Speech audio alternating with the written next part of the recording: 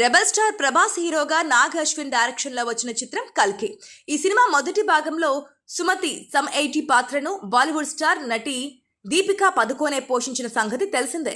ఈ పాత్ర చుట్టూనే కథ మొత్తం తిరుగుతోంది. అయితే ఇప్పుడు కల్కి సినిమాకు సీక్వెల్ గా కల్కి 2 తెరకెక్కించబోతున్నాడు నాగి. అయితే సీక్వెల్ షూటింగ్ లో కొన్ని కాల్ షీట్ల సమస్యలతో పాటు కొన్ని ఇతర కారణాల వల్ల ఈ సీక్వెల్ నుండి దీపిక తప్పుకుంది. దాంతో ఇప్పుడు దీపిక పాత్రకు ఎవరిని తీసుకోవాలనే సందిగ్ధం నెలకొంది.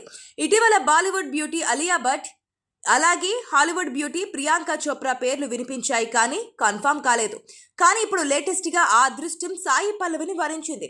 ప్రభాస్ సరసన సాయి పల్లవి ఫిక్స్ అయింది. ఇక సాయి పల్లవి నటన ప్రతిభ గురించి ప్రత్యేకంగా చెప్పాల్సిన అవసరం లేదు. సుమతి పాత్రలో ఉండే భావోద్వేగాలను, ఆ ఇంటెన్సిటీని పండించడంలో సాయి పల్లవి పర్ఫెక్ట్ చాయిస్ అని చిత్ర యూనిట్ భావిస్తుందిట.